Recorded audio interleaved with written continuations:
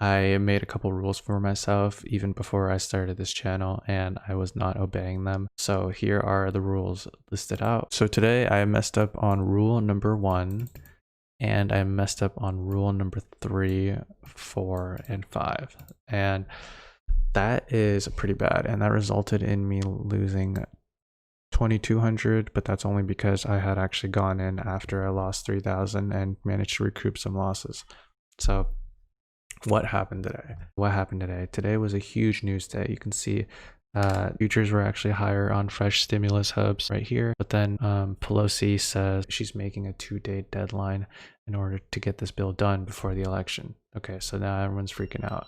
Or maybe she's... So what happened today? On the chart, you can see that SPX actually opened a little higher, and that's because people were excited about Pelosi and Munchkin meeting today. But obviously nothing happened, and SPX kept going down, down, down, down, down. And it actually followed like a kind of similar pattern. Every time it went down, it always would go up a little bit, but then it would just go even lower after that. I made the stupid assumption that it would plateau somewhere around here as it was testing some resistance, but it just kept going down and down and down. So what happened was this area opened, I opened something at 45 as my lower put, and it actually go down all the way to here. So I actually had to sell my 45 put, and that resulted in a $3,000 loss. Now, how could this have been prevented? I mean, one, I could have waited longer, and if I had waited longer, then the stock price would have eventually gone down even more and more.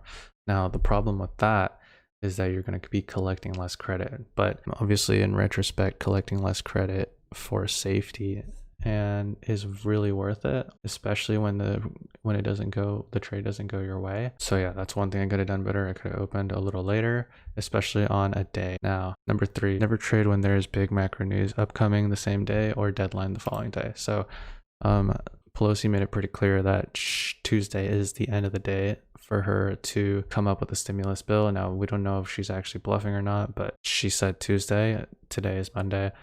Nothing was open today, and SPX is going down. So Monday and Tuesday, today and tomorrow, is going to be a really volatile day, and I should have taken that as a warning. We knew this. I knew this before I executed the trade. Set alerts to ±5, both short strikes. So let's say I'm here 58. I had set my alert to 50. I had set my alert to 50, and my lower strike was at 45. So 50 is when I should have gotten out. Right when it hit 50, I actually held on for a little bit until it fell down aggressively even more. And by that point, it was getting really late. SPX gets really aggressive and moves pretty fast. So there's no time to just be indecisive at this point. If it hits 50, you need to move. Cut losses to 80% of premium collected.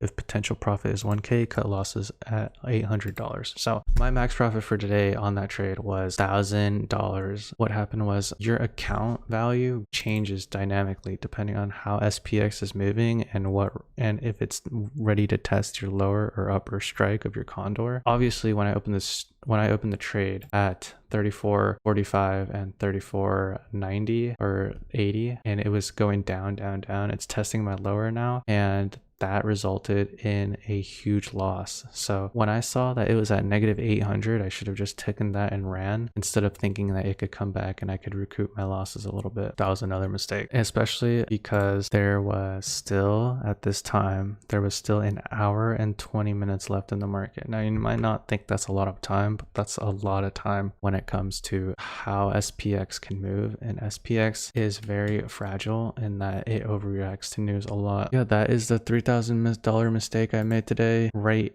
here. I didn't think it would go lower than 34.10. So I opened a put spread at 34.10, and thank God I never hit it. So I recouped some losses after that.